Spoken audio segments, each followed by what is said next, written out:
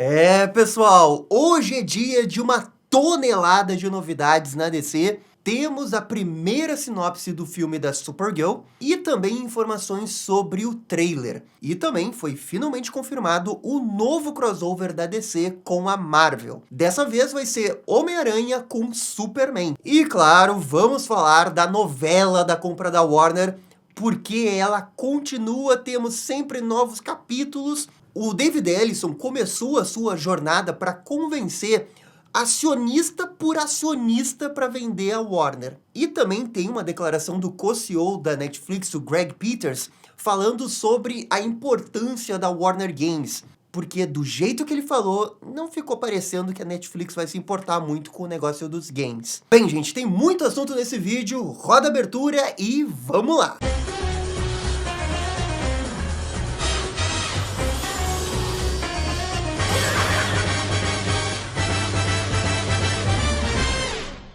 E pessoal, só antes da gente começar o vídeo, eu queria convidar você para ser membro da Batcaverna. Olha só, nesse mês de dezembro a gente vai fazer um super sorteio com várias coisas. A gente tem o Funko Pop da Arlequina, a gente tem várias HQs do Dawn of DC,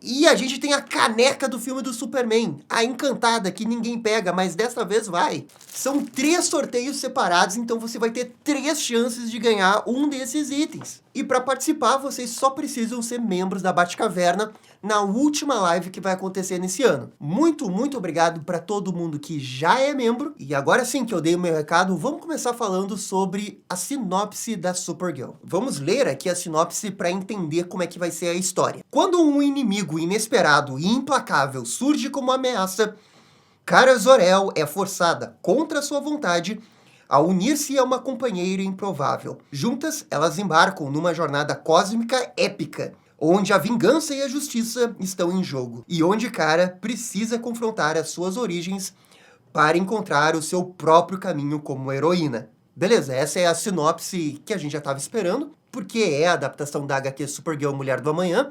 Acontece tudo isso na HQ da Mulher do Amanhã. O inimigo inesperado que eles estão falando é o Crane das Colinas Amarelas, que eu tenho certeza que todo mundo vai odiar, não pelo fato dele ser um personagem ruim nem nada disso, mas pelas suas ações. Porque se acontecer uma coisa que acontece na HQ, pessoal, vai todo mundo odiar o seu Crane. Esse negócio da Kara ser forçada aí nessa aventura contra a sua vontade também acontece. Ela meio que se vê envolvida no meio do conflito e não tem o que fazer. Quanto a essa companheira que ela vai viajar junto, eles estão falando da Ruth, que tá numa vingança pessoal justamente contra esse Crane da Colina Amarela. Por isso que é uma história sobre justiça barra vingança. Até que ponto é justiça, até que ponto é vingança. E no meio de tudo isso tem esse conflito interno que a Supergirl passa, envolvendo o seu passado. É legal que eles já colocaram isso na sinopse, porque dá a certeza que o passado dela vai ser importante no filme. E é extremamente importante pro DCU, pra gente saber mais dos kryptonianos. Especialmente depois, né, do que a gente viu lá no filme do Superman. Acho que a gente precisa de uns outros aí da família El, pra pelo menos dar uma explicada melhor naquele ponto de vista lá do Jor-El, né, se era realmente aquilo mesmo, se a gente entendeu errado. Então, pra jornada pessoal da Kara, é extremamente importante para ela se realizar como uma super-heroína, mas também pra gente entender Krypton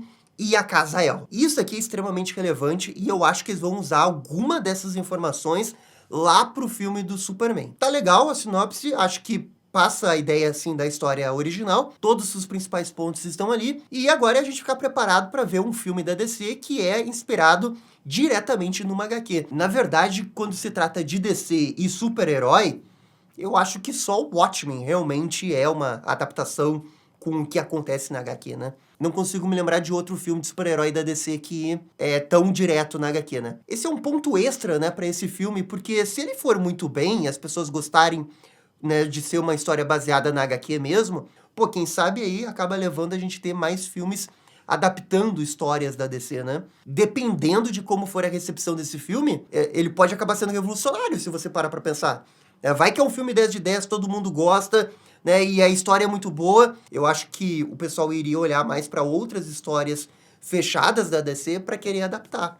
né? Poderia ser bem interessante. Esse é mais um motivo para você torcer pro sucesso desse filme. Agora, quanto ao trailer, algumas pessoas estavam na expectativa de talvez ver o trailer na quarta-feira, né? Porque supostamente quinta-feira é o trailer dos Vingadores. E também, quinta-feira, é o dia do GOT, o Game Awards. Mais uma coisa que o trailer da Supergirl vai ter que, né, disputar. Mas assim, ó, eu fiquei sabendo de algumas pessoas que o trailer realmente deve sair na quinta. Espero que essas pessoas que falaram isso pra mim realmente sejam erradas e que o trailer saia na quarta, mas realmente parece que é na quinta, tá, gente? Mas também tem um negócio, né? Vai que sai o trailer na quinta da Supergirl e o trailer dos Vingadores fica pra outro dia, né? Pra sexta, sei lá. Enfim, vamos aguardar e ver se essas informações realmente estão corretas. Agora, vamos pra outra notícia. Essa notícia é muito grande. É um novo crossover da DC e da Marvel. Cara, a gente ficou o quê? Uns 20 anos sem crossover de DC e da Marvel. E agora a gente tá indo pra mais um crossover. Se confirmando, então, a notícia de que no ano que vem realmente vai ter um outro crossover e vai ser do Homem-Aranha com o Superman. O lançamento desse crossover tá marcado pro dia 25 de março de 2026. Aqui vocês estão vendo várias capas, né, já divulgadas pela DC e pela Marvel. Gostei bastante dessa capa aqui do Jim Lee, mas olha só, assim como os crossovers desse ano do Batman e do Deadpool, a gente vai ter histórias backups, além da história principal. O grande diferencial dessa vez é que todas as histórias backups vão ter alguma relação com Superman e Homem-Aranha. Olha só, a gente tem um crossover da Lois Lane com a Mary Jane, uma outra do Jimmy Olsen com Carnificina. Gente, crossover do Jimmy Olsen com Carnificina. A única semelhança entre eles é que eles são ruivos, né? Eu não consigo imaginar o que vai acontecer nessa história. Além disso, a gente tem Superboy e Homem-Aranha 2099, o que faz muito sentido esse crossover, né? Porque eles vão pegar o Superboy provavelmente no futuro com a Legião de Super-Heróis. Acho que essa ideia é bem legal. A gente tem a Poderosa e o Justiceiro. Esse é um crossover meio aleatório. E o Justiceiro é o que mais foge do núcleo do Homem-Aranha. Não sei por que eles fizeram esse crossover, sinceramente. O outro crossover é do Superboy Prime e do Homem-Aranha com a roupa preta. E eles só falaram que é o Black Suit. Não falaram que é o traje simbionte. Pode ser só o traje realmente preto que o Homem-Aranha tem. De qualquer jeito, cara, eu achei irado Superboy Prime com o Homem-Aranha. Putz, isso é muito bom, muito bom, muito bom. E o último crossover é do Planeta Diário com Clarim Diário. Ah, essa daqui é outra ideia muito foda. O Perry White interagindo com o J. Jonah Jameson. A pessoa que teve essa ideia aqui mandou bem. Tô muito curioso pra ver essa história, acho que ela vai ser muito boa. Só lembrando pra não ficar muito empolgado com essas histórias backups, porque é aquele negócio, né? 2, 3, 4 páginas no máximo. O que é uma pena, né? Porque eu acho que elas poderiam ter mais páginas, né? A gente viu dos últimos crossovers, mas é o que eles querem fazer. Enfim, acho que esse crossover vai ser bem legal. E ele é mais equilibrado, né? Superman com Homem-Aranha, eles têm mais liga do que Batman com Deadpool. Muito embora o último crossover tenha sido muito legal. Vamos ver se esses novos crossovers conseguem ser tão legais assim. Beleza, vamos seguir aqui com o assunto da novela da Warner. A informação da vez é que o David Ellison, né, o CEO da Paramount, ele começou sua jornada para convencer os acionistas da Warner a venderem suas ações para a Paramount, porque é assim que funciona a aquisição hostil. Realmente o David Ellison aqui tá fazendo aquele trabalho de formiguinha, um por um, para poder usar dentro das argumentações dele porque que é melhor vender. Uma informação que surgiu é que os acionistas da Warner não tinham gostado tanto que a oferta da Paramount envolvia fundos árabes, e alguns acionistas tinham um certo medo de que isso poderia lá na frente inviabilizar a proposta quando batesse num órgão regulatório. E pelo jeito, o papel do David Ellison realmente nesse momento é de explicar que isso provavelmente não seria um empecilho. E ele tá indo nessas pessoas que têm muitas ações da Warner. O ponto todo é que mesmo uma pessoa tendo muito, cara, ela não deve ter mais do que 1%. E aí ele tem que conversar com muitas e muitas pessoas. É um trabalho realmente muito difícil. Não adianta convencer meia dúzia, 10 pessoas, não, tem que fazer os 50%. Uma outra informação que surgiu do site Puck News, que é um site muito bem informado, é de que se o pior acontecer, a Paramount estaria até disposta a aumentar a proposta, fazer mais do que $30 por ação. E aí é o que eu falei num outro vídeo. Olha, eu acho que com só $30 eles não vão conseguir convencer todo mundo. Agora, se aumenta, ok, aí a gente tá falando de um negócio que pode realmente complicar. Porque se vai para $35, $33, a gente tá falando de um incremento muito grande da quantia total, né? Em dinheiro ainda. É por isso que é muito difícil de descartar nesse momento o que vai acontecer. Eu ainda tenho a sensação que os acionistas da Warner preferem vender para Netflix. Beleza, indo pro lado da Netflix, a gente teve uma declaração do co-CEO, o Greg Peters, que deixou todo mundo meio preocupado envolvendo a divisão de games da Warner. Ele falou o seguinte: não atribuímos nenhum valor à Warner Games desde o início, porque eles são relativamente pequenos em comparação com o panorama geral. Essa frase dele dá a entender